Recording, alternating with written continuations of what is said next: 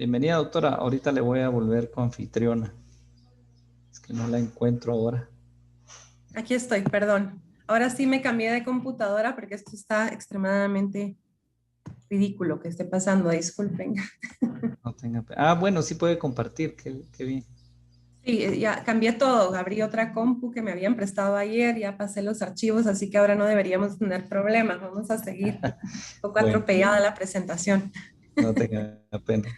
Bueno, muchas gracias. Sigamos, pues. Entonces, les decía que hay un marco que se llama Marco de Acceso a la Salud que quería que revisáramos, porque es algo que se usa en todo el planeta como para ver un poquito qué determina el acceso a la salud en una sociedad plurimédica como esta, donde todos los sistemas de salud están un poco en inequidad. Aquí la medicina maya no es reconocida necesariamente y tenemos a veces algunos choques a nivel de los territorios y a veces no.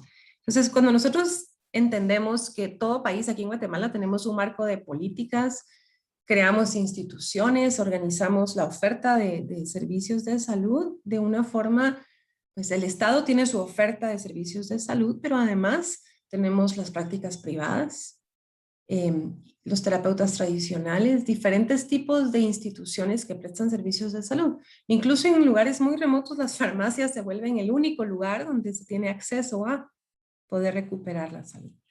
Entonces, primero uno debe entender con qué estoy coexistiendo. Puede ser que esté en un país donde tengo, aquí en Guatemala no es el caso necesariamente, pero hay áreas donde tenemos servicios de salud. Perdón, solo. Ahora resulta que es la batería. Esta no estaba conectada. Perdonen, denme un segundo. Ay, no.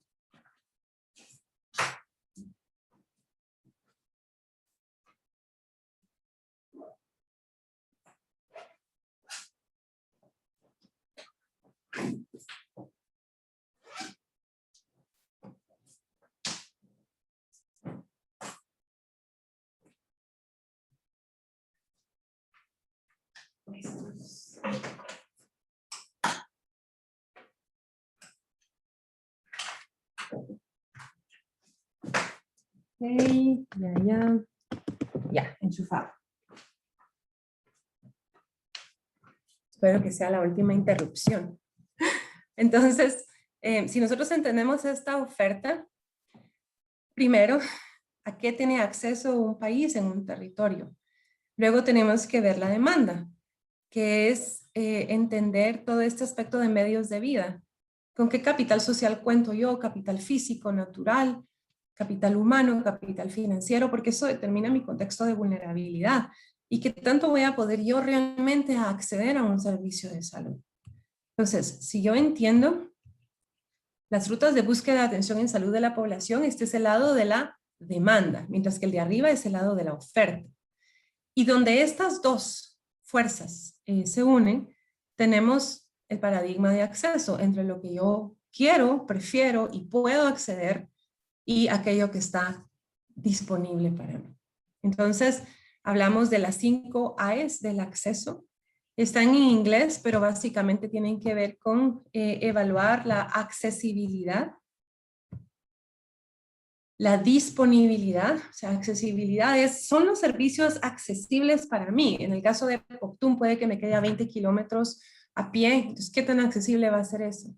La disponibilidad de lo que yo necesito. Llego al fin y entonces tengo a mi hijo con broncoespasmo, tengo un problema, ya se está volviendo grave y no hay ningún servicio disponible. O sea, está la gente, pero no hay medicinas, no hay electricidad para conectar un nebulizador, entonces realmente no hay disponibilidad. ¿Qué grado de asequibilidad hay de los servicios? Es decir, ¿lo puedo pagar o no? Y no es solo el servicio que supuestamente es gratuito, sino todo lo que va alrededor. ¿Puedo pagar la camioneta? ¿Puedo perder un día de trabajo o no puedo? A veces me dan una receta o me mandan a hacer unos rayos X porque no hay ahí, entonces puedo pagar todo eso. Y la cuarta, que es sumamente importante, aceptabilidad. Son los servicios aceptables para mí y tiene que ver con la quinta A, que es la de pertinencia. Son pertinentes para mí. Porque entonces, si no me hablan en mi idioma, si me tratan mal o si resulta que soy una mujer trans y allá me excluyen, yo no voy a poder tener acceso a servicios de salud. Hay muchos elementos que se miden. Entonces, eso determina el uso de los servicios y determina la calidad de la atención. Y eso es lo que nos lleva a entender entonces el estatus de salud de una población, la satisfacción de los pacientes o los buscadores de atención en salud y el grado de equidad que genera este sistema plurimédico. Entonces, este ha sido un marco que nosotros hemos usado en nuestras investigaciones para entender todas las dimensiones del acceso a la salud aquí en Guatemala. No es solo que hayan servicios o que estén equipados, tiene que ver con todas estas dimensiones que ya se pasan al lado de preferencias, pertinencia y un montón de aspectos que tienen que ver ya con qué influencia va a haber entre muchas etnomedicinas. Ahora, ya hablando del tema, ¿por qué todo este preámbulo? Porque para comprender nosotros el rol posible que debiera de tener la medicina maya en este país y hablar de movernos hacia una atención con pertenencia cultural o más allá de solo esto, quisiera que lo abordemos desde casos de estudio aquí en Guate, porque nosotros empezamos a trabajar desde el 2010 con muchos consejos de ancianos. El primer proyecto grande en Guatemala fue en el 2010, que se llamó Concepciones Mayas y Contemporáneas del Cáncer, que fue la universidad donde yo hice mi doctorado en Zurich, y trabajamos con 65 consejos, con 65 comunidades etnolingüísticas mayas, 5 consejos de ancianos, Cachiquel, Quiché, Quechí, Mam y Mopán, en este aspecto de abordar cómo se concibe y trata el cáncer. Ahora, imagínense las diferencias epistémicas, las diferencias de sistemas de conocimiento acá. Por un lado, una epistemología basada en la célula, el ADN, mutaciones, en la oncología, y por otro lado, un concepto mucho más holístico del cuerpo humano, con una dimensión energética, espiritual, una dimensión mental, emocional, y no solo el cuerpo físico. Entonces, este diálogo duró 4 años y es parte de lo que vamos a ver hoy, los resultados que hemos logrado entender de cómo hacemos y qué tenemos que aprender unos de otro cuando nos escuchamos de un sistema de conocimiento a otro. Entonces, el otro ejemplo que les voy a presentar es el enfoque Una Salud en sistemas médicos plurales. No sé si ya estudiaron esto en sus clases, pero este concepto de una salud o One Health en inglés es un concepto que ahora con la pandemia se ha hecho todavía más importante, que es entender la retroalimentación y la interconectividad entre la salud humana, la salud animal y la salud ambiental. Y aquí en Guatemala aplicamos ese paradigma, pero entendiéndolo desde, no solo por un lado, demostrar el valor agregado de abordar la salud humana y la salud animal conjuntamente, sino desde el otro pilar del enfoque a una salud, que fue algo que creamos y producimos aquí en Guatemala, que es esta coproducción de conocimiento que transforma. Es decir, un concepto de una salud que es colaborativo con actores sociales y no solo desde la academia occidental. Entonces, si yo les recorro rápidamente por este proyecto, se hizo un estudio transversal en Poctún, en Petén, para determinar en animales y en personas, digamos, brucelosis y leptospirosis presente en la población, que habían padecido esta enfermedad, porque no había enfermedad, no había información sobre estas enfermedades de origen zoonótico en Guatemala. Y también se hizo un proyecto de vigilancia sindrómica comunitaria, donde las diferentes poblaciones con las que trabajamos, que eran todas quechí y algunas mestizas y quechí, se creó un sistema de vigilancia comunitaria para animales y para síntomas y síndromes en personas, síndromes respiratorios, síndromes febriles y otros. Entonces, esto era basado en telefonía móvil y uno dirá, bueno, pero ¿será que tienen celulares en las aldeitas en Petén? Sí, tal vez no había energía eléctrica, pero habían teléfonos celulares, ¿verdad? Entonces, aquí lo importante es darse cuenta que empieza a haber una posibilidad de generar un aprendizaje mutuo en el que las los terapeutas tradicionales, Agilonel, Quechíes, las comadronas, ayudaron a catalogar los síndromes desde la perspectiva de la medicina maya. Porque si yo les pregunto a ustedes, miren, vamos a empezar a monitorear. Cada vez que haya una fiebre alta aquí en la aldea, por favor, llaman a la enfermera para que venga a tomar una muestra. Se tomaban las muestras y las personas y ya se mandaban al laboratorio para ver si había alguna zoonosis presente. Y otras, se midieron otras enfermedades respiratorias. Pero si yo no hablo español, fiebre, calentura, temperatura, ¿qué significan para mí?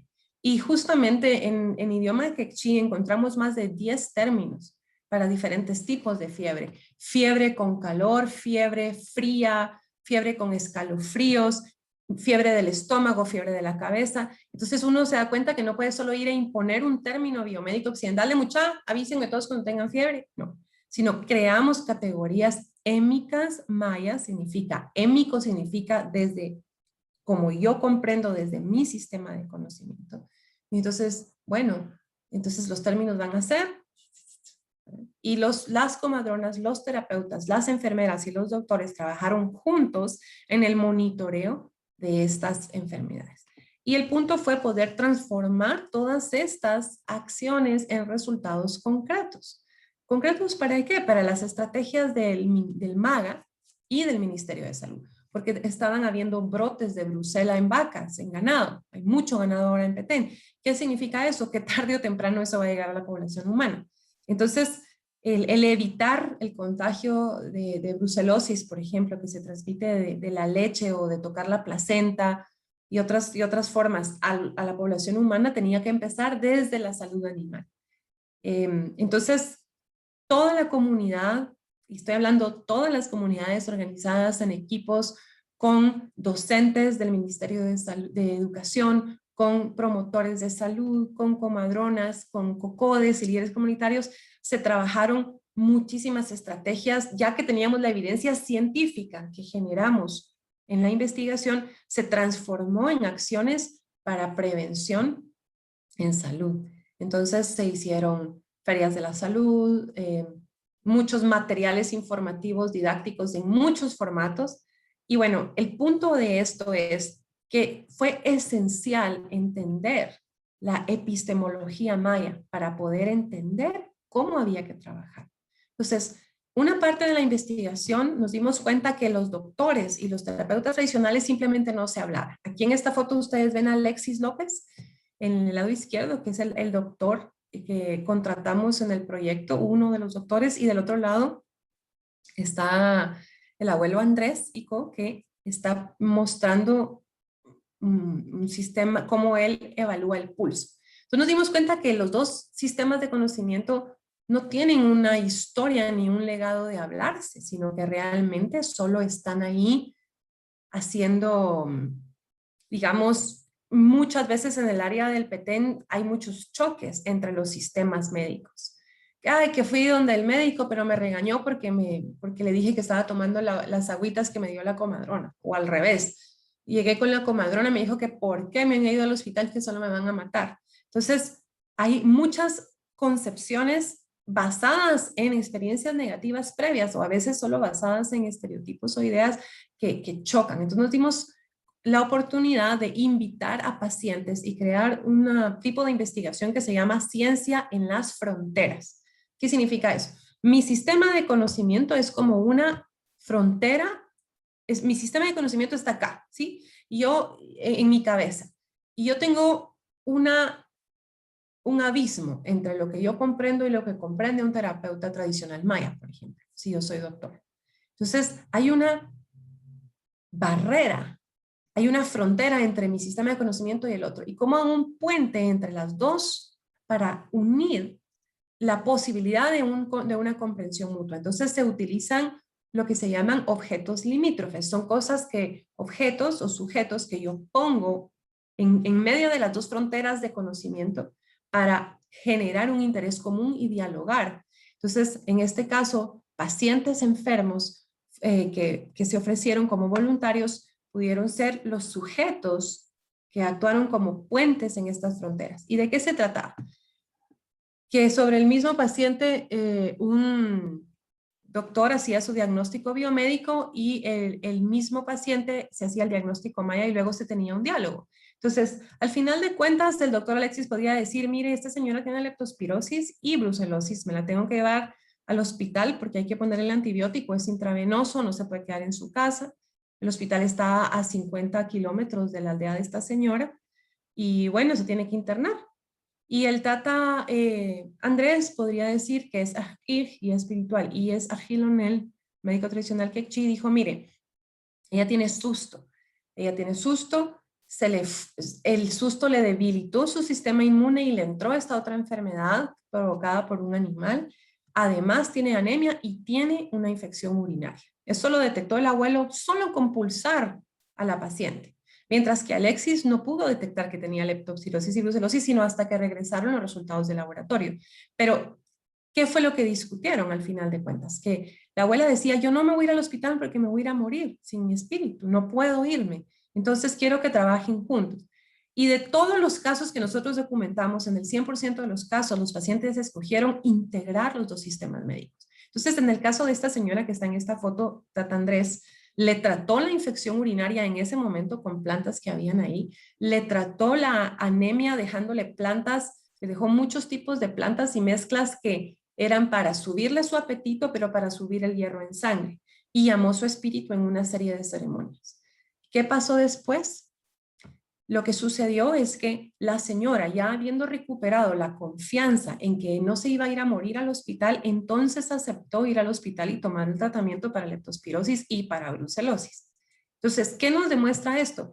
Que mejorar la provisión de servicios de salud requiere un esfuerzo grande en comprensión, en entender los dos sistemas de conocimiento el uno al otro y entender dónde pueden colaborar y de plano dónde no, y van a tener que respetarse. Porque tampoco estoy diciendo que siempre se puede colaborar.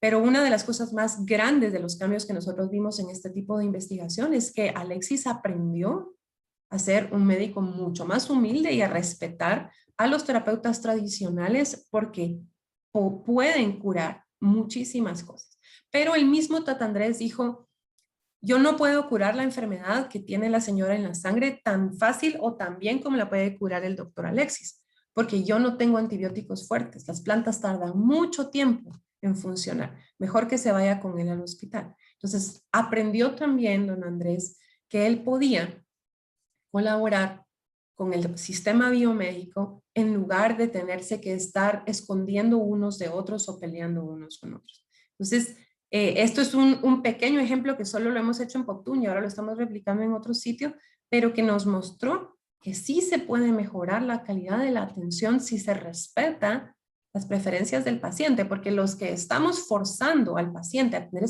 que escoger un sistema u otro, muchas veces son los proveedores de salud, los médicos, las enfermeras, las clínicas, donde somos tan cerrados que el paciente siente que tiene que escondernos toda la complejidad de sus rutas de búsqueda de atención en salud. Y en un país como Guatemala, donde hay tanta pobreza y donde hay tanta exclusión y marginación, no es posible garantizar que toda la gente va a tener siempre acceso solo a servicios de salud occidental. Ya vimos en las gráficas anteriores que probablemente 2/3 de las rutas de búsqueda de atención en salud de este país pasan por terapeutas tradicionales y otros sistemas etnomédicos. Entonces, con eso en mente, nosotros aprendimos el valor de estos diálogos, tanto del proyecto MACO que les enseñé antes, como de este proyecto Una Salud Poptún. Los médicos empezaron a tener discusiones sobre, bueno, cuál es la concepción del cuerpo humano y los elementos constitutivos, y a entender las diferencias entre la perspectiva biomédica y la perspectiva de la medicina maya, basada más en sistemas energéticos. Entonces, estos diálogos permitieron ir avanzando un poquito el conocimiento y llegar a hablar de conceptos más grandes, como por ejemplo el concepto de Rashnakil Aslemal, que está en Cachiquel, que es el nombre de un libro que se generó del primer proyecto MACO, donde ya no estábamos hablando solo de, bueno, es que los pacientes hay que curarlos, tienen una infección en la sangre, mucha, entonces démosle antibiótico. No, sino bueno, desde la perspectiva maya, el paciente no solo es un cuerpo, es mente, emociones, espíritu. y por lo tanto ese bienestar individual y colectivo tiene otro abordaje en el paradigma de salud. Y aprender a escuchar cómo era ese abordaje desde la medicina maya y empezar a ver los cambios que debían de darse en el proceso terapéutico fue y ha sido sumamente valioso. No voy a entrar ahorita en esos detalles, que no nos da tiempo, pero en otras presentaciones con mucho gusto les puedo compartir más de todos los elementos de la medicina maya que han sido incorporados en los procesos de investigación y terapéuticos que hemos seguido desde la universidad. Pero les quería hablar de otro proyecto rápidamente, que es este proyecto Salud Verde. Y lo escogí porque es uno de los proyectos más recientes en los que hemos trabajado, que es sumamente controversial, ¿sí? Porque cuando trabajamos en este tema en comprender la medicina maya desde un lugar de respeto para construir mejores modelos de atención, también tenemos que entender que nos vamos a meter en un montón de campos más que no solamente va a ser la salud. Este proyecto que tienen todos estos socios que ven aquí, es un proyecto en el que los abuelos que trabajaron con nosotros en MACO sobre cáncer hace muchos años y luego trabajaron en este proyecto de zoonosis y en el de intersalud, nos decían, bueno, pero ahora ya déjenos nuestro paradigma, o sea, nosotros queremos mejorar nuestra propia etnomedicina, o sea, nosotros tenemos mucha fitomedicina, muchas plantas medicinales, pero está desapareciendo el acceso, o sea, ya no las encontramos porque nos están destruyendo la selva, o no sabemos cómo preservarlos. Antes teníamos las plantas frescas y las cortábamos en cualquier momento ahí cerca y preparábamos la medicina, pero ahora que están desapareciendo las plantas, necesitamos aprender nuevos métodos para guardar la medicina de otras formas. Tinturas, cápsulas, etc. Entonces, se crea este proyecto Salud Verde, de mejorar la participación indígena a través de protocolos del Convenio sobre Biodiversidad y acceso de beneficios. Y eso lo que significa es que aquí el Consejo Releval SAC-E Quechí de Petén, que tiene socios en Izabal, Petén y Verapaces, quería crear un marco donde se pudiera usar sosteniblemente la biodiversidad de plantas medicinales, protegerla, que sus pacientes y ellos tuvieran acceso a esta medicina, pero además proteger la propiedad intelectual, que no se la pueda robar a alguien y llevársela y patentar o hacer una medicina afuera. Entonces, no solo eso, cómo la propia comunidad podía beneficiarse de ese conocimiento, beneficiarse económicamente. Entonces, existe un marco normativo que se llama, estos son los 5 objetivos del proyecto, no los voy a explicar todos, pero lo que quiero que me entiendan es que se trata de crear un marco legal en Guatemala con las autoridades del gobierno que manejan, que son responsables del convenio de biodiversidad y el protocolo de Nagoya, que estuvo suspendido aquí en Guatemala, para regular cómo se podía proteger el conocimiento quechí de plantas medicinales y que ellos pudieran entrar en negociaciones con empresas privadas para poder hacer productos medicinales que las regalías o los beneficios económicos también les quedaran a las comunidades. Y de eso es este proyecto, ¿sí? Pero este es el punto al que quiero llegar. En todos los procesos de investigación en salud maya que hemos hecho y en salud intercultural, la clave ha sido usar una metodología transdisciplinaria. ¿Qué significa? Cuando nosotros hablamos de disciplinas, bueno, yo estudio antropología, medicina, epidemiología, etcétera. Es una disciplina científica del paradigma occidental. Cuando yo hago interdisciplina, yo como antropóloga trabajo con médicos, entonces estamos uniendo 2 disciplinas. Digamos, la antropología médica es un enfoque interdisciplinario. O por ejemplo, ecología de la salud es un enfoque interdisciplinario. La misma epidemiología es un enfoque interdisciplinario. Pero el punto es que seguimos estando en la academia, seguimos teniendo las disciplinas del sistema de conocimiento occidental, en el que todos creemos en la célula y en el ADN y tenemos como una comprensión básica compartida. Pero ¿qué pasa cuando dirigimos proyectos solo desde la academia? Tendemos a imponer nuestros paradigmas y nuestros modelos explicativos del mundo sobre todos los demás que trabajan con nosotros. En la transdisciplina, Lo que hacemos es trascender la idea de que solo la academia genera conocimiento y entender que todos los participantes de una sociedad tienen sus propios sistemas de conocimiento, son extremadamente valiosos e importantes de visibilizar y pueden contribuir a encontrar soluciones más robustas a problemas sociales complejos. ¿Por qué? Porque yo desde mi forma de ver el mundo veo una parte, otro de otra parte, yo explico de una forma, aquel de otra, y cuando unimos esas perspectivas tendemos a ver una complejidad mayor y a entender las relaciones entre esta complejidad y a diseñar en forma conjunta mejores soluciones de atención. Entonces, todos los proyectos que les he enseñado y todos los que no les he enseñado son transdisciplinarios. Eso significa que se crea una alianza entre los pueblos en los que trabajamos, ya sea por los sistemas de COCODES, Consejos Comunitarios de Desarrollo, alcaldes municipales, consejos de ancianos, consejos de comadronas, asociaciones civiles de guías espirituales como el Consejo Maya Quechí, Releval SAPE en este caso, y se crea una mesa equitativa en la que se toman las decisiones compartidas y se diseña la metodología y se implementa en forma conjunta. Entonces no mando yo, no mandan los ingleses, no mandan los suizos, colaboramos y decidimos en conjunto.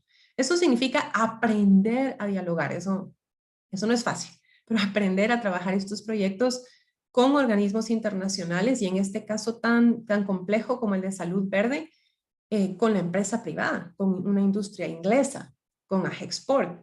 Estamos hablando de cosas duras en este país, siquiera de mencionar. Entonces, ¿cómo hablamos entre el sector privado que tiene una mentalidad diferente al sector público y una mentalidad diferente a los académicos y una mentalidad diferente a los pueblos originarios? Entonces, estos diálogos transdisciplinarios son los que han permitido ir avanzando estos proyectos de salud. En este caso, en el proyecto Salud Verde se han hecho colectas de plantas medicinales, están las colecciones en el herbario, los dueños son los terapeutas tradicionales de esta información, ellos deciden cómo se usa, cuándo se publica y por qué. Y es la base para que ellos puedan negociar con otros actores qué beneficios pueden compartirse de este conocimiento ancestral. Eso ha implicado desarrollar un montón de metodologías que no existían, porque aquí en Guatemala los académicos tenemos nuestra metodología. Sí, a mí me enseñaron en la U a hacerlo así, pero ¿qué pasa cuando yo me voy al campo y trabajo en igualdad de condiciones, en equidad, desde un paradigma de que no soy superior ni inferior a nadie, sino vamos a trabajar hombro con hombro? Tengo que desarrollar nuevas metodologías de investigación, donde yo me bajo de mi caballo blanco, me bajo de mi moto y empiezo a dialogar, a escuchar y a generar nuevas alternativas de investigación. Y eso es lo que nos ha pasado en todos los proyectos. Esta gráfica es muy compleja, pero al final lo que quiero decir es que de la alianza de todo esto se ha podido llegar a negociar un marco legal para cómo trabajar la fitoterapia maya en forma compartida con beneficios que le regresen a la comunidad y se está discutiendo todavía. Esto es un proyecto que va en marcha, pero al mismo tiempo se nos ha empujado a considerar lo que es valioso para la epistemología maya quechí. O sea, está bien hablar con el CONAP y crear un marco legal y ser el ejemplo para otros grupos, pero nosotros queremos un Popolhai, una casa del consejo, un jardín botánico de plantas medicinales. Queremos publicar en revistas científicas que esto es ciencia, que esto no es folclore ni babosadas, como decimos aquí en Guatemala, sino que es realmente ciencia maya. Entonces, ahí es donde vienen las alianzas transdisciplinarias de decir, bueno, no es solo lo que yo quiero, lo que tú quieres, sino cómo vamos a trabajar para avanzar este paradigma basado en evidencia científica. Entonces, no crean que esto ha sido fácil. Esta publicación que ven ustedes acá, que se titula Medicina Tradicional Herbal en Mesoamérica, hacia una base de evidencia para mejorar la cobertura universal en salud. Esto tardamos 4 o 5 años en escribirlo porque se tuvieron que revisar más de 5,000 publicaciones científicas de todas las plantas que se habían publicado en todo el mundo acerca de las plantas mesoamericanas que diferentes terapeutas habían referido en otras publicaciones previas. Y digamos que ahí lo que se vio es que había un proceso de aprendizaje para todos. Y los mismos abuelos llegaron a decir que era muy necesario empezar a proteger el conocimiento mediante estas publicaciones y estos procesos compartidos donde también se quedaba la información para las comunidades en libros accesibles en español, en idiomas mayas, con videos en idiomas mayas, para que se pasara a las siguientes generaciones. Al final de cuentas, todo este trabajo ha permitido hacer un montón de cosas más en salud ambiental, porque el paradigma maya, y es a lo que yo quiero llegar, el paradigma maya no es solo acerca de la salud humana, y esto nos vuelve a llevar al proyecto de una salud en Poptún que les presentaba al inicio. El forzarnos a nosotros académicos a salir del paradigma occidental es darnos cuenta que para esta población quechí, el problema de salud, de enfermedades zoonóticas empezaba en el ambiente. Empezaba con un cambio acelerado de uso del suelo. Empezaban con patrones de deforestación, de pérdida de fuentes de agua, de contaminación de fuentes de agua y de una invasión de ganado bovino que está lleno de brucela, con una infestación de ratas y roedores por los monocultivos de palma y otros monocultivos que están alterando la sucesión natural de especies en el ecosistema y generando estos roedores que no tienen predadores naturales ya, llenos de leptospirosis. Entonces, lo que para nosotros a veces en el paradigma occidental nos cuesta entender, o que le llamamos One Health, una salud, dentro de la cosmovisión quechí esto era lógico, dentro de la epistemología quechí hay que atender los problemas de salud ambiental. Entonces, empezamos trabajando en salud humana, tuvimos que pasarnos a salud animal y salud ambiental porque ese es el paradigma maya de la salud. Entonces, al final de cuentas, un ejemplo pequeño de cómo esto debe de tomarse en serio es que a raíz de todas estas interacciones con el Consejo, se está haciendo un vivero de plantas medicinales y se está proponiendo estas áreas de salvaguarda, parques municipales, programas de comanejo y regeneración y reforestación con especies diversas. Y si se fijan, uno le dicen, ¿y esto qué tiene que ver con salud? Pues desde el paradigma quechí todo, desde el paradigma occidental pues lo tendemos a partir. Pero el punto al que quiero llegar es que si vamos a trabajar en serio en estos marcos analíticos de salud, tenemos que tener la mente abierta para entender que se nos van a romper nuestras fronteras epistémicas y vamos a tener que empezar a considerar muchas otras cosas. Entonces nos preguntamos, ¿qué marco de análisis nos sirve? ¿Qué rol tiene la academia? ¿Qué rol tenemos los docentes? ¿Qué enfoques en salud y en educación podemos empujar? ¿Con quiénes podemos trabajar? Y esas son preguntas grandes para ustedes que están en sus etapas de formación y para los docentes y que los están formando, para los salubristas que fueron formados en estos sistemas. Y al final yo siempre digo, primera cosa es que tenemos que aprender a abordar la complejidad y quizá los formatos transdisciplinarios son una de las mejores formas de hacerlo. Este es otro ejemplo de un formato transdisciplinario en el proyecto Intersalud que se hace en Santiago Atitlán con pueblos quechíes también y Perú, es entre varios países y es acerca de cómo producir, cómo entender y proponer mejores modelos de atención con pertinencia cultural para poblaciones indígenas. Entonces, aquí lo que hemos visto es que este sistema de organización compartiendo las responsabilidades y los roles de la investigación y la implementación permite mucho aprendizaje mutuo. No solo genera esta equidad epistémica o equidad entre sistemas de conocimiento, sino una equidad en la organización y en la implementación. Y mucho más, ¿cómo se dice? Buy-in en español. Como fui parte del proceso, me siento corresponsable de que funcione. Es para mí, no me lo siento impuesto. Y eso es algo muy importante en salud, ¿verdad? Entonces, al final de cuentas, muy rápido ya para cerrar, quería decirles que estos marcos metodológicos implican preguntas grandes. ¿Cómo propicio un diálogo intercultural de carácter científico? O sea, riguroso, evidencia seria, pero entre mundos que aquí en Guatemala son muy diferentes. Y hemos visto que como en el caso del proyecto MACO, que se organizó este sistema de 5 consejos, se tuvo que definir esta metodología. Codefinir significa dialogar. Bueno, para ti, ¿qué es importante? El método científico, ¿ok? Objetividad, no me voy a inventar la evidencia. Eso es algo que nos costó mucho, por ejemplo, con algunos tatas y nanas. Es que yo pienso que, no, no es solo lo que piensas, eso es importante, grabémoslo, eso es evidencia, pero tiene que haber objetividad en cuando yo voy a generar evidencia científica. Entonces vamos a tener que aprender a compartir los dos lados mucha más información. ¿Y qué es importante para ti? Bueno, para mí es tener el permiso espiritual de mis ancestros. Yo no les puedo empezar a hablar a ustedes de medicina sin el permiso de todo mi linaje. Entonces, tuvimos que crear protocolos mixtos de investigación. Del lado derecho está el protocolo, uno de los protocolos de la Universidad de ETH en inglés, que se metió a un comité de ética, que tuvo que pasar todos los estándares internacionales de investigación norte-sur.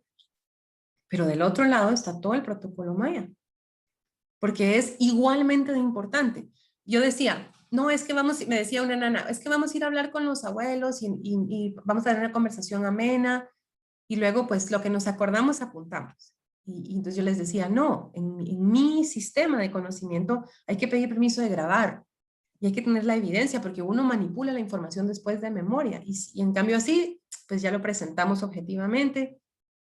Entonces fue una negociación porque me decían, no, pero ¿y si no quieren dar la grabación? Bueno, les agradecemos profundamente, platicamos con ellos, pero no son parte de la investigación. Porque si no, esa es una condición no negociable en mi paradigma. Pero del otro lado, me decían los abuelos, una condición no negociable son las consultas al fuego sagrado. Una condición no negociable es que ustedes no van a investigar, los investigadores van a ser mayas y ustedes los van a formar, porque va a ser un abuelo ajij, un abuelo omanel de alto nivel que conoce la medicina, el que va a ir a entrevistar con un patojo chispudo que sabe usar la compu y todo, y juntos van a entrevistar con las guías que ustedes entrenen. Entonces, imagínense lo que significa para uno de investigador soltar el control y empezar a compartir estos protocolos mixtos, en los que sí se hicieron las consultas al fuego sagrado, en los que sí se seleccionaron equipos de investigadores y lingüistas de cada consejo de ancianos. No éramos nosotros los que estábamos yendo a hacer todas las preguntas, sino hay una lógica de por qué, y eso tiene que ver con respetar los procesos de los paradigmas del otro. Esto lo que ha permitido es diseñar investigaciones donde el protocolo Maya y el protocolo occidental han permitido generar espacios de aprendizaje mutuo. En esas fotos ven ustedes, por ejemplo, que los médicos suizos vinieron a Guatemala, intercambiaron y se sigue haciendo. Si tenemos un proyecto Salud Verde, vienen los ingleses. El proyecto Intersalud, vienen los alemanes. Intercambian con los abuelos en igualdad. Y luego, aquí en la siguiente foto están varias nanas y tatas de los 5 consejos en Suiza aprendiendo sobre cómo se trata el cáncer allá. Y estos diálogos interculturales, interepistémicos entre etnomedicinas, entre la etnomedicina maya, entre la etnomedicina biomédica moderna, occidental, han generado estos espacios de colaboración y de aprendizaje mutuo. Entonces, al final de cuentas, el punto al que quiero llegar de nuevo es que así como hacemos publicaciones científicas y libros, etcétera, también se han publicado y apoyado la publicación de estos libros que no están escritos para académicos y que no son en los términos de voy a citar con 40 referencias este parrafito. No, estos libros son en respeto a la epistemología maya y a los principios que cada abuelo quería mostrar. Entonces, están escritos en idiomas mayas y en español, con los principios émicos sin alteración, sin interpretación mía o de otro profesional. Y eso es necesario para poder tener un diálogo, porque si regresamos a este marco de acceso en la salud, ya lo habíamos discutido antes, ¿sí? ¿Cómo voy a hacer yo para poder tener un mejor sistema de acceso a la salud intercultural, donde mis 5 A's están en el mejor estado posible? Hay accesibilidad, hay disponibilidad, los servicios son asequibles, la población, no importa su sistema de conocimiento, acepta los servicios y son adecuados, son pertinentes. Para poder llegar a eso, entonces, lo que vemos es que necesitamos entender que nuestro sistema de salud tiene jerarquías y que entre estas jerarquías muchas veces hay interferencias. Digamos, quienes conocen en la Landívar el modelo incluyente en salud, que sé que ya han tenido charlas, han visto que a veces a nivel de territorios se puede implementar muy bien. Uno va al Distrito Municipal de Salud y si tienen el modelo y lo comprenden los enfermeros, a nivel de los territorios del distrito se llevan bien y se organizan estos servicios de referencias, contrarreferencias, el programa comunitario, el programa familiar, funciona. Pero ¿qué pasa cuando nos subimos a un área de salud o a nivel central, donde el paradigma no es comprendido, empezamos a crear interferencias y choques que son naturales.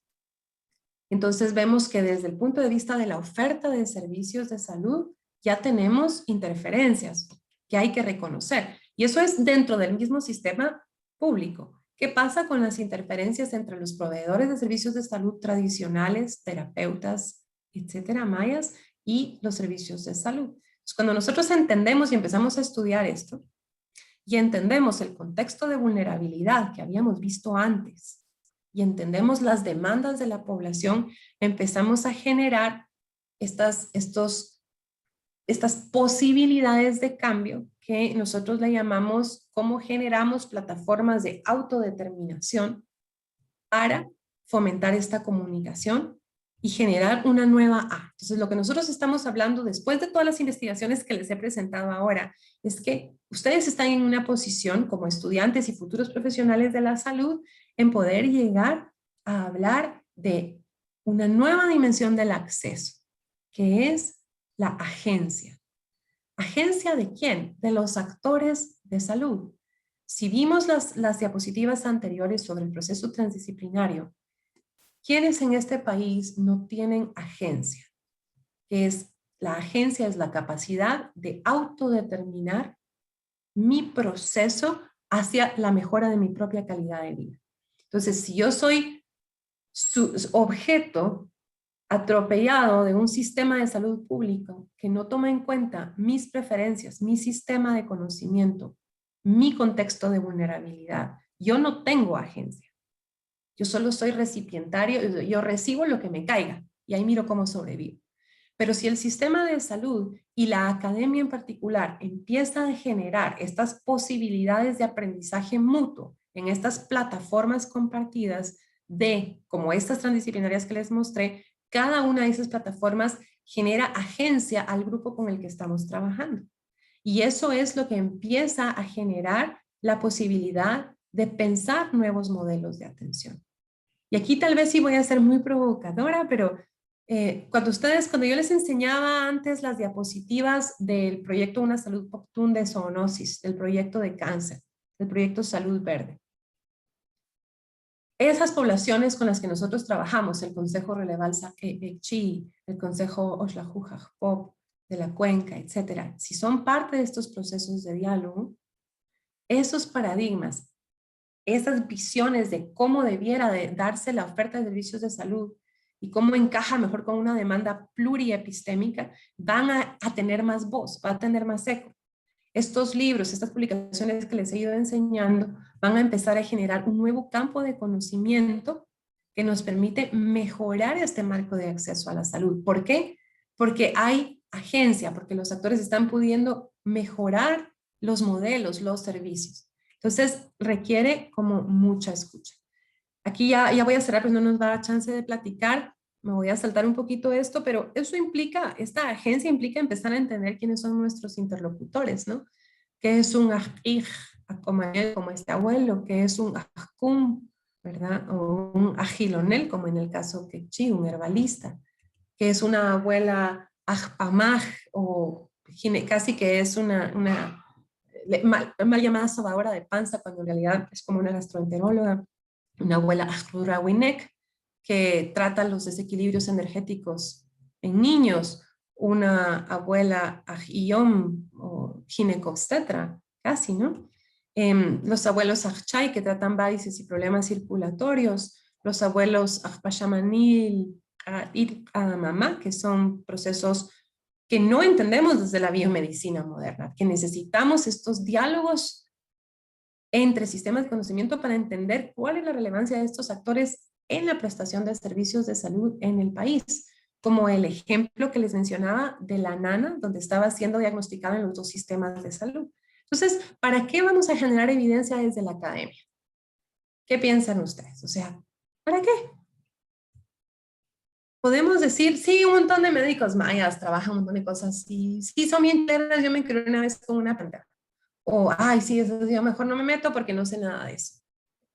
O en muchos casos, ataques frontales. Si nosotros no investigamos y generamos una evidencia sólida, no vamos a poder avanzar hacia un paradigma de salud nuevo donde hay muchas más opciones. Y suena provocador, pero si nosotros estudiamos, por ejemplo, el paradigma del centro Taquihuasi en Perú, nos damos cuenta que los indicadores más exitosos, los mejores indicadores de, no solo de atenciones, sino de adherencia a los tratamientos, sino también los mejores indicadores de salud materna e infantil y de otras cuestiones más complejas como adicciones y todo, están en esa región de la Amazonía peruana, donde el paradigma generado de salud es una colaboración entre sistemas médicos, pero basado en evidencia. No solo en, yo digo que le den tal planta, sino esa planta ya está estudiada, tiene su base de etnofarmacología y se sabe para qué sirve y los abuelos la usan energéticamente como ellos la saben usar, pero los médicos se quedan tranquilos que hay una base de conocimiento farmacológica de que no van a haber efectos secundarios nocivos o tóxicos, etc. Entonces, esa parte de generar evidencia requiere estos paradigmas transdisciplinarios de colaboración entre muchos sistemas de conocimiento. No es fácil, no todos les gusta y no siempre se puede, pero es uno de los paradigmas que yo les quería compartir para ir avanzando este rol de la academia. Entonces, ¿qué podemos hacer desde nuestras universidades? Probablemente empezar por revisar los currículos educativos. Yo sé que ustedes en Landívar son uno de los mejores currículos que sí aborda todas estas otras epistemologías en salud y estos otros enfoques en salud intercultural y popular. Pero implica preguntarnos cómo podemos ampliar la formación de los profesores y de los profesionales que no fueron parte de estos currículos, de cómo generar evidencia e investigación que avance estos temas de la salud, de la medicina maya que coexiste en este sistema médico plural en condiciones ahora de inequidad. Y cómo crear una comunidad de práctica. Yo le pongo R4D, que es Research for Development, o sea, investigación para el desarrollo, donde personas como yo y mi equipo de patojas jóvenes están haciendo investigación, pero aplicada. No solo para publicar libros y qué chileros, sino para generar evidencia que nos sirve para tomar decisiones de salud pública, en salud pública o en salud privada, pero el punto es que nos sirva para generar mejores modelos de atención. Entonces, al final de cuentas, pues lo que nosotros estamos viendo es cómo podemos llegar hacia un paradigma de servicios de salud con pertinencia cultural, pero que sea producto de estos entornos colaborativos. Y al final, esta gráfica, lo único que quiero decir es que si entendemos que vamos a partir de un problema complejo de la vida real y entendemos que requerimos estos acercamientos colaborativos, entonces vamos a poder entender que sí, van a haber muchos intereses diferentes, perspectivas diferentes, pero van a estar estos entornos pluriepistémicos donde podemos mejorar y coproducir este conocimiento de salud, como los ejemplos que les he mostrado antes. Entonces, mi última reflexión es cuidemos el etnocentrismo, porque tendemos a pensar que este señor de la izquierda es un científico y este señor de la derecha es un abuelito, un viejito, un anciano, cuando en realidad los dos son científicos en sus propias disciplinas, porque no hay sistemas de conocimiento superiores. Hay epistemologías diferentes y generación de evidencia diferente. La evidencia científica del sistema médico occidental es fuerte y por eso confiamos en él. Para los que no pertenecemos a la epistemología maya, tal vez nos sentiríamos más desconfiados de ir a tomar un tratamiento maya, pero si yo soy parte de esa epistemología y he visto que funciona, voy a preferirla 1000 veces más a la que no conozco. Entonces, lo que quiero decir es que cuando vamos a hablar de medicina y salud, son mediados por nuestros sistemas de conocimiento y intrínsecamente no hay conocimiento superior, solo hay diferentes niveles de evidencia de uno hacia otro. Pero desde ese punto de vista, yo diría que lo que nos falta es desarrollar esta humildad cultural, que es una precondición para poder llegar a este aprendizaje mutuo y construir estos posibles nuevos modelos de atención en salud, paradigmas de medicina integrativa, complementaria, no sé, es una pregunta abierta, pero que hay que hacerse. En un país, esta gente que ven ustedes en esta foto, el doctor Jacob Sinstag y Brigitte Obrist, que vinieron de Suiza a trabajar con los abuelos quechinos, decían, miren, no puedo creerlo, estos abuelos tienen tanto conocimiento tan profundo, ¿por qué a los guatemaltecos no les importa entenderlo, reconocerlo, respetarlo?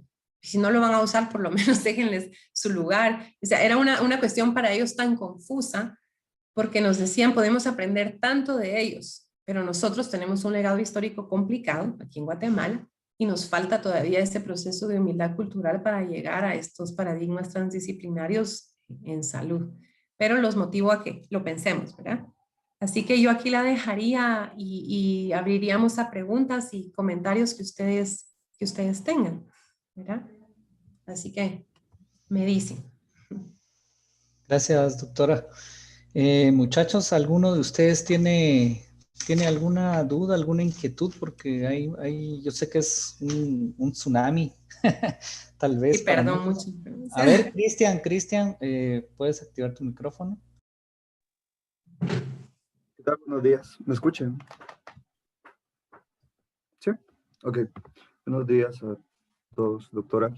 Eh, Todo este conocimiento que se recolecta a través de la experimentación y, y los diálogos que se generan y crean con la comunidad maya son traducidos a datos cuantitativos que puedan ser expresados por medio, por ejemplo, del CICSA. Esa es mi pregunta, si es posible hacer eso, si ya se está implementando, o si fuese buena estrategia para poder reflejar la importancia y el impacto que tienen, pues, tanto las investigaciones como, pues, propiamente este tipo de enfermedades en alrededor de Guatemala. Por ejemplo, hay tantos niños con susto o con mollera caída, qué sé yo. Entiendo que el sistema de salud eh, en Guatemala quizá no tenga la capacidad y la infraestructura para poder abarcar de manera integral todos estos, o sea, región por región étnica, ¿verdad? Pero ¿será posible que pueda ser reflejado todos estos esfuerzos que ustedes hacen por medio de datos cuantitativos? Por Y ejemplo, muy por medio de buena pregunta. Gracias, excelente pregunta. Nosotros vemos que hay varios tipos de datos. Voy a hablar primero de la ONG ISIS y el modelo incluyente en salud, porque ellos han desarrollado un sistema que se llama CIMIS, que cuando yo lo vi me fui de espaldas. Es impresionante la base de datos del CIMIS. ¿Y por qué funciona? Porque hay un modelo de referencias contra referencias y hay un proceso que se lleva con terapeutas y comadronas donde hay muchos talleres y al menos en teoría no siempre funciona, pero lo he visto funcionar en al menos unos sitios. Se crean estas categorías de síndromes culturales o de enfermedades locales y los terapeutas van llevando sus propios procesos ahí sí que sus propios récords epidemiológicos. Entonces, eso entra en el CIMIS, que ahí está registrado. Bueno, no están registradas todas las atenciones porque el sistema de salud no recoge todo lo que hacen los terapeutas por su cuenta, ¿verdad? Pero digamos que sí recoge que hubieron 20 referencias de abuelas comadronas que llegaron los niños diagnosticados con susto al puesto de salud y ella los trata de susto y en el puesto les tratan la infección intestinal, por ejemplo, o la fiebre. Entonces, esos datos están, pero solo en los distritos que tienen el CIMIS. Y ahí sí se registra todo esto y está la evidencia. Estamos tratando de colaborar más con nuestros colegas para poder ayudarlos a publicar esos datos porque son muy valiosos. El problema es que no son representativos porque son uno aquí en Cuilco, uno en Guineales, que luego se suspendió con el cambio de prioridades en la cartera de salud, etcétera. Pero demostraron que sí se puede y que es extremadamente valioso tener esos datos. Ahora les voy a contar algo que nosotros hemos estado haciendo es crear cuadernos de epidemiología cultural que los abuelos llenan por su propia cuenta y las abuelas, donde están registrando todas las atenciones que dan, los síntomas y signos con los que llegan los pacientes, el diagnóstico que ellos hacen, el tratamiento que dan y el resultado. Y esto llevamos haciéndolo ya un año para generar evidencia en este país, porque no hay, de lo que sucede dentro del sistema de salud maya. Y lo que nos hemos dado, y esto, por un lado, este cuerpo de evidencia nos muestra que, por ejemplo, durante tiempos de pandemia, casi el 90% de las atenciones en los territorios las dieron los terapeutas, porque la gente no iba a poner un pie en los servicios, ¿verdad? Ya era medio así en unas zonas y solo se acrecentó esa tendencia. Ahora, por el otro lado, reconstruimos las rutas de búsqueda de atención en salud de la población y nos dimos cuenta que dónde empezaban, dónde terminaban y cuántas veces en medio de sus rutas de búsqueda de atención consultaban con terapeutas tradicionales y comadronas, y es enorme, los números son enormes. Entonces, sí se están publicando. Ahorita, estos datos, como se necesitan periodos de tiempo muy grandes, apenas estamos cumpliendo esos periodos de tiempo, se van a publicar este año, porque lo que necesitamos es motivar a otros, a ustedes en la Landívar, a otros en diferentes instituciones del país, a empezar a generar esta evidencia para que sea más rigurosa, más sólida y más representativa. Porque creo que al generar evidencia y publicarla más en español, vamos a poder empezar a mover ese paradigma que nos dicen, no, pero ¿para qué vamos a cambiar el modelo de atención si está bien? Porque no tenemos evidencia de que otras cosas podrían ser mejores.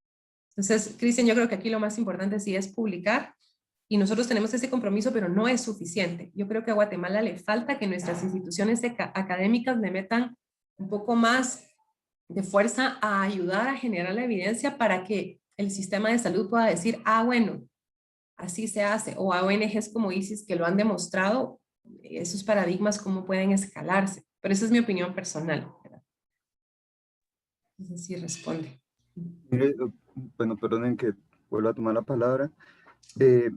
Estos datos que ustedes tienen, pues la periodicidad de los datos históricos respecto a incidencias en el modelo Maya, ¿considera que tienen el suficiente tiempo como para generar, se me ocurren modelos de simulación, por ejemplo, para hacer algún tipo de proyección respecto a la incidencia de ciertas enfermedades, pero en modelos mayas? Por ejemplo, esta región es más propensa a padecer susto, por ejemplo, de tal a tal edad.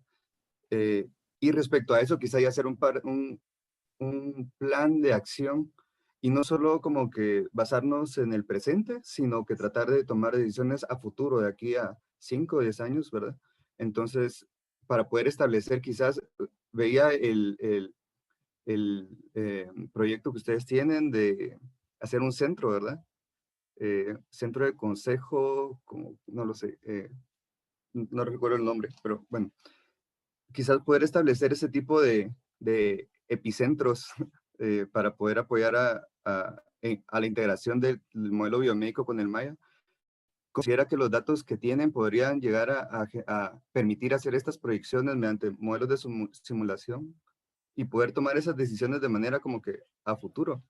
¿O aún falta quizás hacer mucha más investigación, recolectar más datos para poder llegar a ese punto?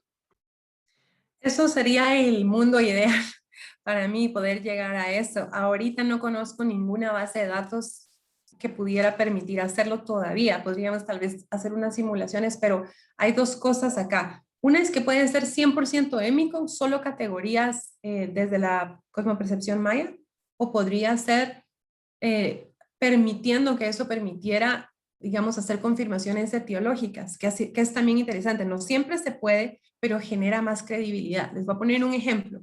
En Poctún yo empecé a ver muchos casos de lo que en Cachiquel se llama Wukub-Siwan, la enfermedad de los 7 barrancos, que las personas pierden la conciencia, pierden el uso de los sentidos, tienen ataques epilépticos. Y decía, pero ¿por qué hay tanto acá? El Wukub-Siwan es una enfermedad mortal, energética, por posesión de elementos, etcétera, dentro de la cosmovisión maya, ¿no? Y tiene un proceso de tratamiento serio, muy, muy serio dentro de la medicina maya. Pero nosotros nos dimos cuenta que había una correlación muy alta con oncocercosis, en muchos casos de Wukub-Siwan. Entonces, de cisticercosis, perdón. Entonces, al empezar a hacer las confirmaciones etiológicas en laboratorio, nos dimos cuenta que el síndrome llamado Wukub-Siwan, síndrome para nosotros, porque desde la concepción occidental, en realidad es una enfermedad maya seria y grave, ¿verdad? Podía ser un buen indicador de cisticercosis, que cada vez que había un paciente que era diagnosticado por un médico maya por Wukub-Siwan, probablemente tenía una alta posibilidad de tener cisticercosis. Entonces había que hacer los estudios y darle tratamiento, aunque siguiera con tratamiento maya. Y con eso hemos tratado de encontrar muchas correlaciones, pero la primera parte de la pregunta es, si se puede, se debería hacer. Yo diría que sí se debería hacer, pero hay que generar el diseño para los datos. Y eso no va a poder ser una investigación tradicional, va a tener que ser una colaboración con terapeutas tradicionales, reconociéndolos como investigadores. En nuestros proyectos los abuelos reciben salarios por su tiempo y trabajan como investigadores y se les llaman investigadores, porque son científicos. Quienes escucharon el caso de Domingo Chokche, que fue asesinado, ya se va a cumplir un año, que fue quemado, acusado de brujo, es un ejemplo. Él era un científico y como tal estuvo participando en proyectos de investigación serios, generó evidencia, llevaba sus bitácoras de pacientes y de tratamientos. Entonces, traigo a colación la memoria de él porque es un poco el compromiso y los riesgos que vemos en este país. Visibilizar esto no viene sin riesgos. Es difícil y es duro tener que enfrentar la realidad de que a veces el país no va a estar preparado, pero pienso que hay que hacerlo. Nosotros tratamos de diseñarlo para una región pequeña, con una muestra de comunidades, y ahí van a estar los datos y se van a publicar. Pero considero que esto debe ser un esfuerzo más grande, ya sea, yo empezaría por un área de salud, con varios distritos en regiones, procesos colaborativos con terapeutas, para lo cual se van a necesitar fondos. Y creo que sí podemos llegar a tener modelajes formales y serios como los mejores modelajes de epidemiología del planeta, porque es lo mismo, o sea, solo tenemos que tener bien diseñados los indicadores émicos en cada región etnolingüística para no cruzar la gimnasia con la magnesia, ¿verdad? El UCUB-C1 en una región no es lo mismo que en otra, entonces sí hay características regionales que tendrían que entenderse y eso solo va a funcionar de una colaboración de investigación transdisciplinaria probablemente entre diferentes terapeutas, investigadores occidentales, etc. Es mi opinión, pero me parece una idea genial que hay que hacer. Sí, debería poder. Algunos de los estudiantes se van a retirar en unos minutos. Lo que pasa, creo que esta propuesta o esta pregunta, doctora Vergés, nace porque también Cristian es ingeniero en sistemas, tengo entendido. Entonces, creo que por ahí va la intención de la pregunta, o no sé si estoy mal, Cristian, corregime.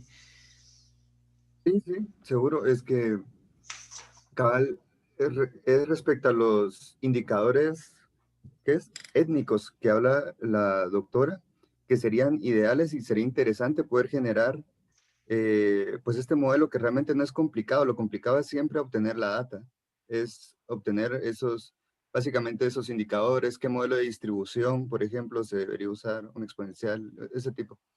Y de esa manera, y respecto a esos datos, poder redirigir los esfuerzos a una región en donde ustedes pueden prever que van a tener un mayor impacto, que pueda ser reflejado para poder tener mayor exposición a nivel nacional e internacional y puedan decir, esto funciona, ¿verdad? Entonces, sí, por ahí va mi pregunta. Gracias. Yo sé que algunos van a tener que retirar, pero yo tenía una duda, doctora, no me quedó muy claro esto de la agencia. Cuando habla de agencia se está refiriendo, o sea, es un concepto, pero es, digamos, a la hora de verlo como algo más institucionalizado, o sea, necesita un protocolo, necesita una norma, o sea, entiendo que es una propuesta, ¿no?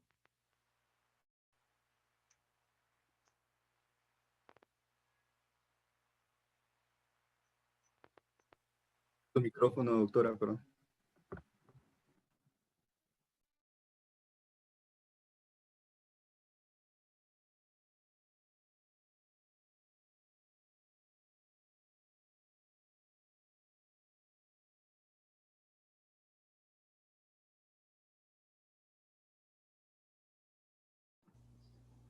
No se escucha, doctora, no sé si está hablando, no tiene el micrófono activado. Ah, híjole, ese es se me bloquea a veces sin querer, perdón. Lo que estaba diciendo, no sé hasta dónde me escucharon o si no me escucharon nada.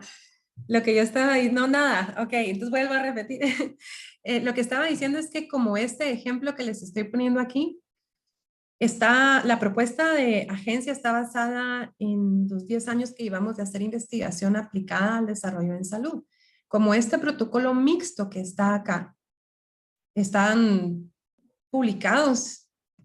Hemos visto que cuando uno diseña investigación aplicada a desarrollo o diseña una intervención en salud, uno puede construir agencia haciéndolo participativo, haciéndolo como equitativo, abierto al diálogo, o uno puede crear dependencias. Puede ser inclusivo o puede generar exclusión. Entonces, estos protocolos mixtos en estos procesos transdisciplinarios que yo les mencionaba, son los que nos han inspirado a entender que no importa si estoy trabajando, porque por decirles, el proyecto de Petén que les mostré al inicio de zoonosis, que trabajamos con el MAGA y con el Ministerio de Salud y con las comunidades. Al final, esos 3 años de ciclo de proyecto generaron un modelo diferente de vigilancia sindrómica comunitaria, donde la agencia era clave, el que los terapeutas tradicionales y las comadronas pudieran reportar en vigilancia sindrómica émica-maya los casos sospechosos, fue la clave de que esto funcionara, ¿no? Pero eso funcionó hasta que cambiamos de autoridades de salud. O sea, cuando se vuelve a hacer estos cambios de cada 4 años, esa curva de aprendizaje tiende a perderse. Hasta que esto no se institucionalice, va a ser como reset. Como reset. Los mandos medios y la gente que ya se quedó formada lo sabe, ¿no? Pero no, así en Guatemala es un poquito más jerárquica la cosa. Entonces, cuando yo digo agencia, estoy hablando de modelos de colaboración en salud, sea para implementar o para investigar, que reconocen estas pluriepistemologías, estos múltiples sistemas de conocimiento como valiosos, y diseñamos metodologías y protocolos de investigación serios que son lo mejor de 2 mundos. El estado del arte en ciencia occidental moderna y el estado del arte en la epistemología maya, como lo mejor de 2 mundos.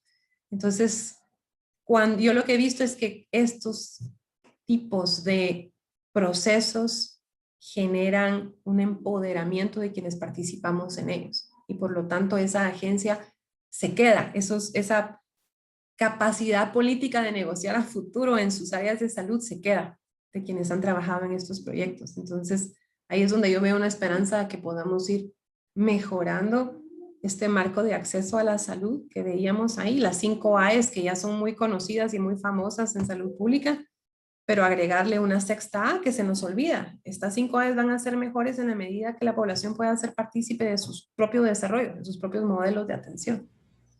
Ese es en resumen la propuesta. Muchas gracias, doctor. No sé si alguien más de los presentes tiene algo que agregar. Puede levantar la mano o activar su micrófono. Yo solo quiero agregar, doctora, que bueno, le agradecemos profundamente. Tenemos ahí una carta de agradecimiento, de reconocimiento. Bueno, Mafer. No podía faltar Mafer. Perdón, perdón, ¿se escucha bien? Sí, Sí. va. Lo siento. Yo no estoy como que presente en todo, pero tengo una duda con respecto como a un aspecto más capital, o sea, urbano.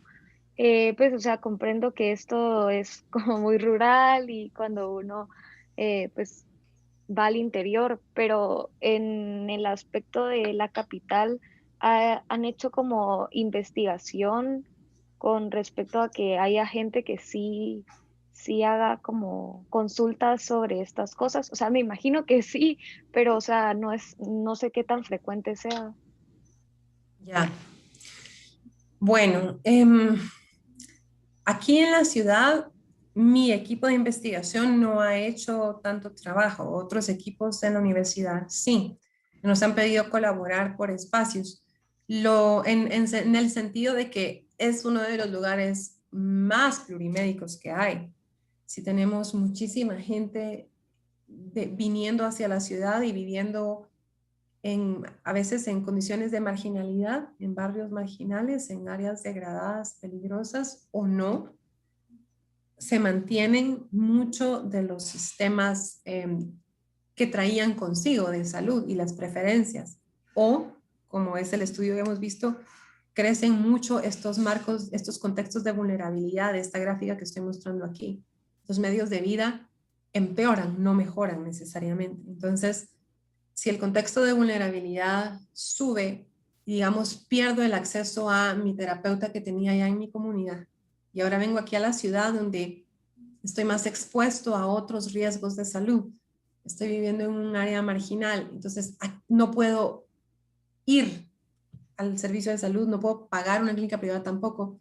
¿Qué me queda? Esas rutas de búsqueda de atención de salud sí se han estudiado mucho y son sistemas mucho más complicados porque los modelos de atención en salud no tienen tanto que ver con que, sí tienen que ver con que puedan tener pertinencia los que hay, pero tienen que ver más con accesibilidad.